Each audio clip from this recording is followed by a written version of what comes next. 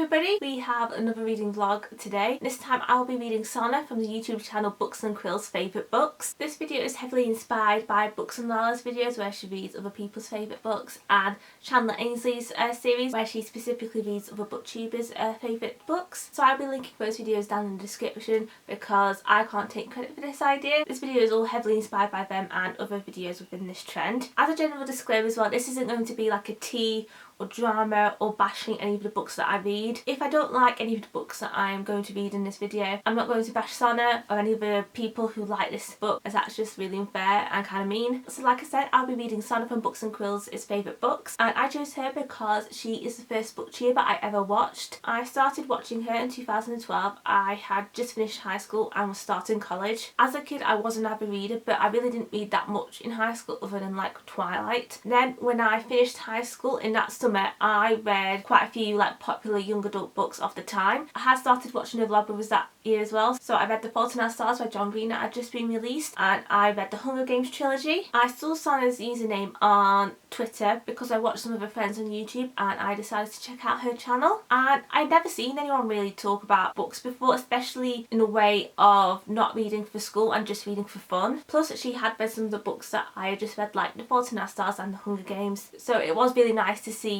somebody else talking about and loving the books that I really liked and just read, because I didn't really know anybody else who had read those books and loved them. I really do have a lot to owe to Sanne because she got me back into reading again. I got a good Goodreads account, I read a lot of books because of her, and from her I found other booktubers as well. Nowadays we do read quite differently from each other. I read a lot of young adult contemporary and she reads a lot of fantasy, dystopian and like literary fiction. She does still read some YA, but I think the thing that nowadays we have the most in common is graphic novels. When we compare our books on Goodreads, we do have a lot of identical 5-star ratings, but there are some books that we differ quite a bit on our ratings as well. The books I'm going to be reading in this video have all been taken from Sanne's favourite shelf on Goodreads, with the exception of this first one, which I've taken from her favourite books of 2019 video. And that first book is Cersei by Madeline Miller. I've heard nothing but good things about this book, so I'm very excited to get around to reading it. I don't usually read fantasy, but the plot does generally sound intriguing to me. I believe it's based on the Greek myth of Cersei, where Cersei has like witchcraft powers and Zeus banishes her to a deserted island. I've heard it generally be described as quite feminist, so I hope I enjoy it. The next book I'll be reading is The Handmaid's Tale by Margaret Atwood. I'm pretty sure everyone knows what this book is about, so I won't bother explaining. My mum watched the TV show, which I kind of watched in the background, but I wouldn't say I've been spoiled necessarily because the TV show might be different. I've heard from some people that this book is kind of slow, which I guess worries me a little bit, but I'm just going to give it my best shot. And the next book I'll be reading is Educated by Tara Westover. This is a memoir about the author's experience of growing up in a fundamentalist cult where she was excluded from wider society and how she broke free and got an education. I plan on reading this via audiobook, and it seems like a really interesting book and will be a bit of a break from all like the fantasy and dystopian that I'll be reading. The next book is The Day of the Triffids by John Wyndham. When I think of Sanne, the first thing I think of is John Wyndham, so I knew I had to read one of his books, and this is one of the first like John Wyndham titles that come to mind. Dystopian and apocalyptic books is a genre that I rarely read, but when I do read it I really enjoy it, like for example with The Power by Naomi Alderman. This book, it seems to be about a guy called Bill who wakes up in hospital and is the only person who can see, as everyone else has been blinded by a meteor shower, and these giant walking plants are on Earth that are feasting on human flesh. This book has been described as horrifying, which scares me because I have a slightly weak stomach and I hate gore and blood and all that kind of stuff, so we'll just have to see how this one goes. Then the last book is The Encyclopedia of Early Earth by Isabel Greenberg. This is a graphic novel that I do actually remember Sanne talking about years ago that I just never got around to reading. I have read Isabel Greenberg's other book, The 100 Nights of Hero, which I really enjoyed, so I am looking forward to reading this. So yeah, these and 3 others are the books that I'll be reading in this video. This intro has already been long enough, so let's get into the actual reading vlog then. So it has been quite a while since I filmed the intro for this video. I filmed that intro on the 7th of February, and last week, so the week of the 10th to the 16th of February, I took part in the contemporary fun, so I spent like the whole week reading for that. And if you want to know how I did in the contemporary fun and what I read, then I posted all about that on my Bookstagram, which will be linked down below. But yeah, before the contemporary fun started, I did start reading The Encyclopedia of Early Earth by Isabel Greenberg. I read a bit more yesterday and I am now about halfway through the book and I am really liking it so far. I think I've noticed about Isabel Greenberg's books, because as I said, I have read the 100 Nights of Hero, which is her other book, and I've noticed that she really likes the idea of like storytellers and telling stories, particularly in kind of this setting and context of like almost like a medieval setting, and it's all just very like kind of like fable and like legend based. The way she kind of like tells the stories as well is interesting, because it's basically like one story on top of another, so it all just connects. So say it will start by one person being like oh, let me tell you this story, and then within the story they're telling, another character is like, let me tell you the story of this, and then so on and so forth. And that's just a theme I've noticed with her books. It's not a particularly bad or good thing, it's just an observation. So yeah, I believe I'll definitely finish this off today, and when I do, that will be when my next update is. 45 minutes later, and I finished reading the Encyclopedia of Early Earth. I am going to give this book 4 out of 5 stars.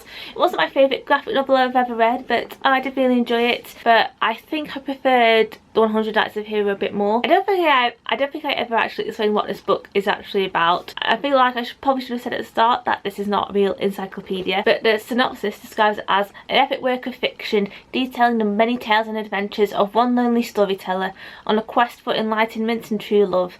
This book contains many stories, big and small, about and pertaining to the following things: gods, monsters, mad kings, wise old crones, shamans, medicine men, brothers and sisters, strife, mystery, bad science, worse geography, and did we all do mention true love? I know I've just read this book and it seems a bit weird to tell you what it's about just by reading the actual book synopsis, but it is one of those books that is kind of weird and kind of hard to describe and explain. But yeah, I'm not really sure what else to say about this book really, other than yeah, I enjoyed it. The art style is really interesting and good. Here's an example of one of the pages. So yeah, first book down. I think the next book I'm going to start is The Day of the Triffids by John Wyndham. You're going to get some nice acoustics today of the wind outside. So I am now 79 pages into The Day of the Triffids by John Wyndham. One of the main things I've noticed about this book so far is that it was written in a time where the word queer was used quite frequently, and not to refer to anybody who was gay at all, just use a descriptive word, and something I'm gonna have to get used to I guess whilst reading this. How do I feel about this book so far? It's good. It's quite bleak. Like, I am actually considering starting another like much lighter book to read as well as this one, just to give me something that's not so depressing to read.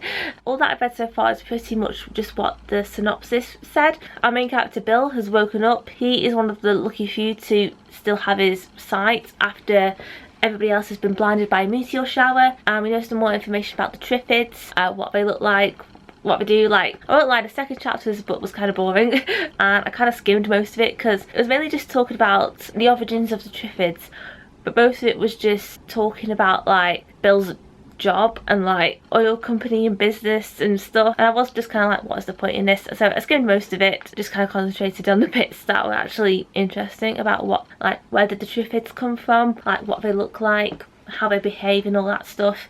So yeah, I'll update you again when I have something else to say about this book. I am halfway through The Day of the Triffids and I'm just not really feeling it, to be honest. Like, I do want to know what happens and like how this is all gonna end, but at the same time I'm just really not feeling it at all. I saw on Goodreads that one of like the subgenres of this book is horror, but it's really not that scary. Like, there have been like some like slightly scary scenes so far. You haven't just not been that scary, and I'm the kind of person as well who hates horror films. Like, you will never catch me watching a horror film really. So yeah, I'm not really sure what to do with myself or what to do about this, but I'll just keep trudging along reading this, I guess. So honestly, I meant to do this update several days ago, but I've just been putting it off really. So I have decided to DNF The Day of the Triffids. But if you do like this book, I just want to say I'm so sorry, because like this is definitely an unpopular opinion, because this book has like a 4-point-something star average rating on Goodreads. It just didn't vibe with me, which is the most basic but also the easiest way to explain how I felt. I got to page 136, so I did get like just over halfway, but I really just could not force myself to read the last 140 pages because it was becoming a struggle to read. I was just not enjoying my time reading it, and I did find myself really forcing myself to read this, which I don't want to be doing. I do want to say as well that there is nothing like actually wrong with this book. It is like a decent book, but it just wasn't for me. I've not had the most positive experience of this. In the beginning I was quite intrigued. I was like enjoying it, want to see what was happening next. I felt like I just kept on expecting for something dramatic and big to happen, and then that never really came. Even though like kind of the point where I left off, something somewhat dramatic did happen, I just like didn't feel anything. You know, because this book is a classic, it does have a Wikipedia page, so I know this is probably a bad thing to do, but I did look up how this book ends, like literally what happens from the point I stopped reading until the end of the book, and I'm not gonna lie, it sounded kind of boring. I think again I would have just been kept on expecting something big and dramatic to happen, and it never would have really come. I know like a summary of the plot can only do so much, can only describe. Also, considering this book is called The Day of the Triffids, it's kind of Triffid light. Like there's a lot less scenes of the Triffids than I would have expected there to be. So with this book now being done with, I am now going to move on to Cersei by Madeline Miller.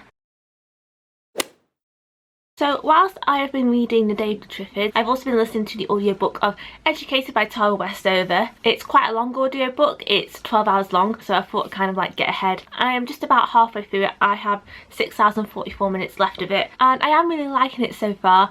It's quite sad, I melancholy, just because you're reading about Tara as a child who is in a very dangerous and damaging like living situation and family and stuff. So like listening to that, I'm reading The Day of the Triffids at the same time. It's a bit of a mood killer, not gonna lie. I want to say as well, I know in my intro I said something about how this book is about her being in a cult. I was incorrect about that. Her family aren't actually in a cult at all. They are Mormons, but it's basically just like fundamentalist Mormons. If I think about it, I'm sure some people would consider it to be a cult. Either way, but basically it's their family who kind of exclude themselves from wider society, and it's mainly just her dad really, who is like super like fundamentalist, and her dad is very paranoid, and I guess you could class him as a conspiracy theorist because he has a complete distrust in the government. The family is quite big, so the first 3 sons like went to school, have birth certificates and stuff, but like after that all the other children, they didn't get birth certificates at all. They haven't been to proper school. Her dad fully believes in the Illuminati. We are getting to a point in the book now though where I think things are gonna get lighter a bit, because Tara is trying to get into college and move away from the family. I have just finished reading, or rather listening to, Educated by Tara Westover, and I'm giving this book 4 out of 5 stars. I've just written my Goodreads review for it, so I'm basically just going to read that for you. So yeah, as I said, give it 4 stars. I thought it was an incredibly powerful and hard-hitting memoir. Big trigger warning for like physical and mental emotional abuse, especially if you have a weak stomach, then proceed with caution, because some of the severe injuries that the people in this book got made me wince and made me feel a bit sick, not gonna lie. Especially some of the descriptions as well were quite intense. So yeah, the audiobook is very good, would recommend. And whilst compared to other memoirs that are usually narrated by the author, this one wasn't, and to be honest I respect that decision. There were some parts of this book that were really difficult to get through. There was one part in particular towards the end, so about 90 minutes before the end, made my heart race and made me feel just super uneasy and just tense, and because of all the stuff that was happening, I was desperate for this book to have like a happy ending, and it kind of did. I am yet to do a bit more research into this book, I guess, so a bit more of a deep dive into the claims of whether there are parts of this book that are untrue. I can understand where those claims come from. Also, on top of like the potential like lying, I found there was like 1 or 2 like plot holes. Well, just like certain things didn't like really add up or make sense. Spoiler alert, she gets a severe broken wrist and broken toe. Particularly her toe, it was so broken and it was left untreated that it turned black. And so like after that kind of scene, like we heard nothing about the broken wrist or toe again. Like, does she still have a broken wrist or toe? Did she actually go see a doctor and get it sorted? What happened there? Also, spoiler alert, she got a full scholarship at Cambridge, which obviously will cover like your tuition and like your accommodation and stuff, but like where did she get the rest of her money from when she was apparently poor? Because I doubt that her family would have given her any money, but yet she could afford quite a bit of air travel, and like she went on the trip to Italy with her friends. Stuff like that doesn't really add up necessarily. But yeah, in general, the book, it was pretty well written, and I think it is definitely worth a read if you can handle some of the heavy stuff that happens in the book. I have been awful at updating on this, but I have started reading Cersei by Madeline Miller. I am actually currently 221 pages in, so I have about 110 pages left, and I am really liking it so far. Quite like the writing and the story. This book has made me realise how much I like Greek mythology, because going into it I was like, do I actually know anything about like Greek myths? Am I going to be totally lost? From learning about it in school and stuff, it's all kind of like coming back to me. But yeah, this is basically a retelling of Homer's Odyssey, but also like interconnected with some other myths as well, and it is actually already making me want to like read more kind of like Greek mythology like retellings or stories, and I would be like quite interested in reading Madeline Miller's other book, The Song of Achilles. I won't say too much else about what has happened in this book other than what's in the synopsis, because that's all we really need to know. It did take me a little while to kind of get into this book, and I don't know what's wrong with me with my brain or whatever, but kind of to read this book I have to kind of like really focus on it. I don't know why or whatever, but that's just how it is. I do really like Cersei as well as a character. In like the first few chapters I did feel quite sorry for her, because basically her family are really mean to her for no like actual reason other than they basically say that she's ugly and annoying. But yeah, as it says in the synopsis, she gets banished to the island of Aya, where she's kind of isolated. There are a couple of people who do like visit her. She's mainly like isolated really, and you know, things happen, things occur, and as it is with these videos, I will next update you when I have finished the book. Hello, I am an absolute idiot and accidentally deleted my clip where I reviewed Cersei. I read it a couple of months ago now, so I will just read to you my Goodreads review of the book. So I ended up giving Cersei 4 stars. Like I already said, this book definitely made me want to read more Greek mythology based stories, and especially Madeline Miller's other book. There really wasn't anything wrong with this book, and I guess I'm giving it 4 stars because I found it quite hard to get into, but then when I did get into it, I still had to really focus on what I was reading.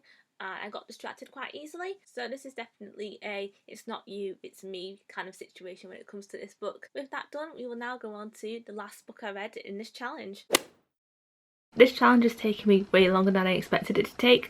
It's now May. During April I did a month-long readathon, but I have one book left to read, one last favourite book of Sanne's, and I'm reading Handmaid's Tale by Margaret Atwood. I'm 70 pages in. I don't have a lot of solid thoughts on it at the moment, but I'm not hating it. Just thought I would give you that update and then let you know what my thoughts when I have some proper ones. I am 200 pages into The Handmaid's Tale.